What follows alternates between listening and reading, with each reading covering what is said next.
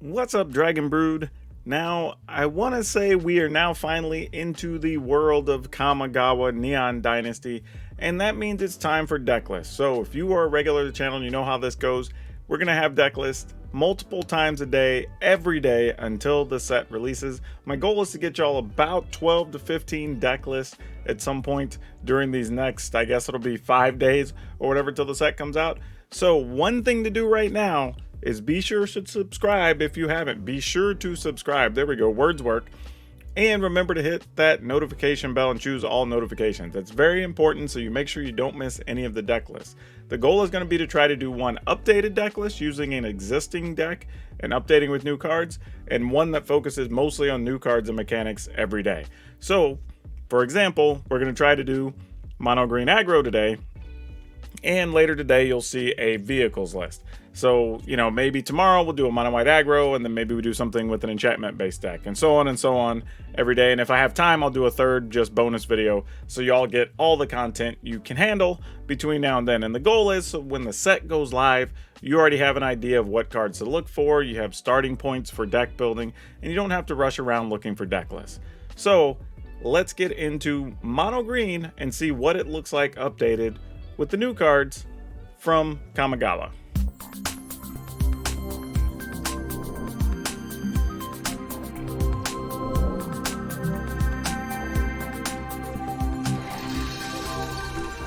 All right, and again, quick reminder, remember, subscribe, hit the notification bell, super important, make sure you don't miss anything. Okay, so most of this deck is going to look like you expect, with maybe just a handful of new cards that are really going to disrupt things at all. But we're still going to go ahead and lead with 4 Ascendant Pack Leader. I think this is still the way to go because you still want some early plays, and we're adding in a couple of cards that are slightly higher casting costs, so you do get a chance to get those +1/+1 counters more often.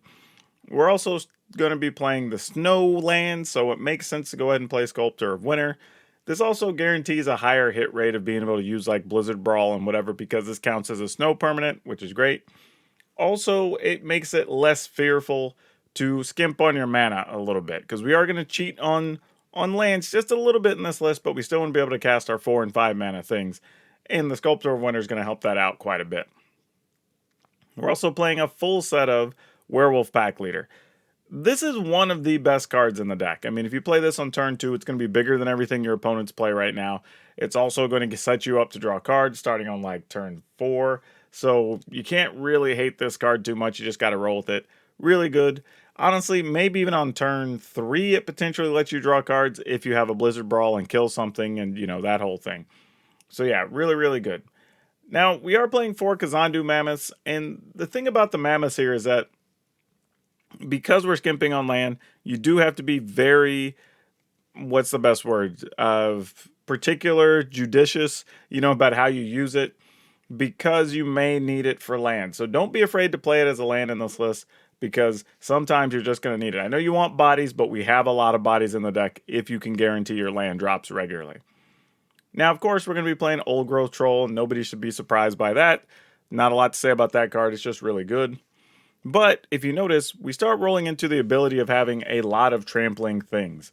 So you have 4 Old Growth Troll, 4 Uvenwald Oddity.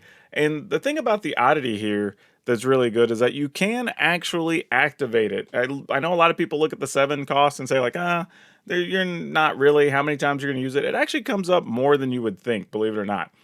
And it's a way so like if you get flooded, your cards still do something, which is a big deal. Now, the first thing we're adding in here, the first new card I guess we come to in the list, is Kura, the Boundless Sky. And you're probably thinking, like, why do we want to play this card? Well, there's a few reasons. Like, there are some dragons and whatnot floating around, and this does have Death Touch. So you can go toe-to-toe with the dragon and just kill it, and that's awesome. Green also doesn't have any flying creatures, really, so it is nice to have one. I thought about trying to put 2 in here, but at 5 costs, it was a little much to try to squeeze in too many of those. But I do like the option of potentially having a thing that could come over the top, which is very nice. Now, when this dies, you're probably never going to, I say never, rarely going to use the first ability to put lands into your hand, right? That's not really a thing that I think this type of deck wants to do. However, the second ability is very good, because in most cases, when this dies, you're going to have at least 4, if not 5 lands. And what I like about that is with so many sweepers in the format, especially like Meat Hook Massacres and all that stuff, like there's a realistic shot that your opponent may try to just wipe the board and you still get a 4/4 or 5/5 right after that. And that's not to be undersold. That's a very good ability. So just keep that in mind. Like it's a way to pseudo protect yourself from sweepers. It's not total protection, mind you, but a reasonable option. Also, Eska's Chariot can copy the token that you make from Kura. So not a coincidence, really. The Chariot's still a really good card. Both of these are really good to have post sweepers, so you really like this combination of stuff for the deck a lot. Then, of course, we're still playing Ranger class, so we're playing 3 of those, sorry. Not a lot to tell you about Ranger class. If you've seen it enough, you've played against it enough, shouldn't surprise you. Now, one of the other new cards we're going to add in is Roaring Earth. And the thing about Roaring Earth, for those of you who don't know, it's kind of probably hard to see on the screen here, but it is a 2-mana enchantment. And whenever a land enters the battlefield under your control, you put a +1/+1 counter on target creature or vehicle you control. It has a channel where you can pay 2 green and X, discard the card, and then you put X +1/+1 counters on target land you control. It becomes a 0/0 green spirit with haste and is still a land. So why do we want to put this in the deck? A couple of reasons. One, if you do actually have extra lands, great. You play it on 2 or 3, and then every time you start laying land, all your creatures get bigger, and you have creatures with trample, so that's awesome. Love that, right? But this is a rare situation where if you had Kura, maybe you want to hit some bonuses on things, you would consider that. But really, the channel ability is more than fine on this, right? Like for a kill turn, maybe you decide to just turn a land into like a 3/3 or something, right? Like that's a thing you can do. Again, after a sweeper, maybe your opponent's down to some 5 life or less, right? This lets you make a land, maybe get in there in 2 attack steps. It's not the cheapest thing to play to make that creature, but it is at least is another option. And that's something to think about because, again, if you follow me on Twitter, I have a very long thread about all the different sweepers in the format and the spot removal and whatever. So you have to be building creature decks with that in mind and ways to work around that. And I think Roaring Earth allows us to do that to some extent. So it's at least worth giving a look here in the early going. And the good news is it's only an uncommon, so it's not like you're breaking the bank to put them into the deck. Now, of course, we're playing 4 Blizzard Brawl. Not a surprise. And then the card I want to try here is Invoke the Ancients. It's a 5 mana, so 1 colorless, 4 green, to create 2 4/5 green spirit creature tokens.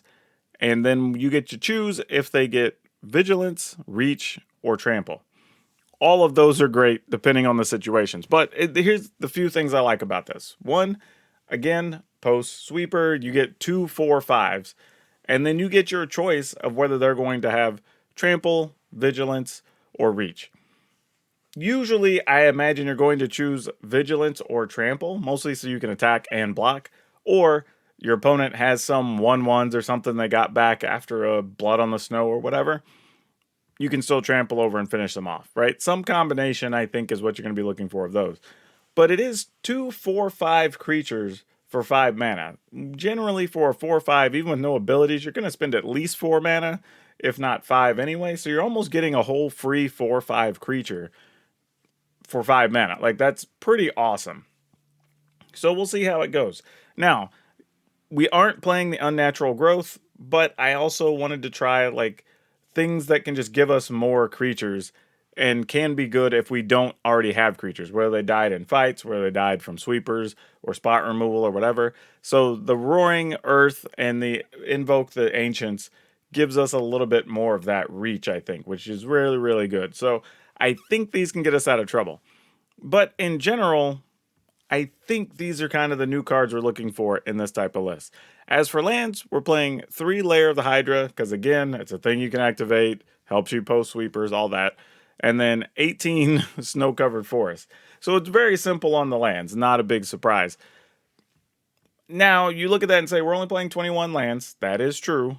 But if you go back and look, we do still have 4 Sculptor of Winter. We have 4 Kazandu Mammoths. Like, and that's what we were talking about in the beginning. We're going to be skimping on mana a little bit, but having 4 Mammoths, if you count each one as like a half land, you really are playing like 23 land plus 4 Sculptor of Winter, and you have lots of low-end stuff you can still cast, so it's not that difficult, really, to cast your stuff on time. So we're going to see, but overall, I think this can work and do everything we need to do between like the Esca's Chariot, the Invoke the Agents, the Roaring Earth, whatever. Like, you have lots of answers to help battle these like heavy control sweeper situations. So I think this can get it done. Now, the best part of all this is if you want to upgrade this deck, you're only really looking at 2 rares, 1 mythic, and 2 uncommons, and the rest are cards you should already have if you're playing any of the previous versions of this deck. So that's actually pretty good, because it's basically stock plus those, 5 new cards. So it shouldn't change the way the deck plays very much. You don't have to learn a whole lot of new tricks or whatever, but it does give you a little bit of extra reach and a little bit of extra buffing and just little bitty tweaks here or there that can help bring it up a notch if things work out.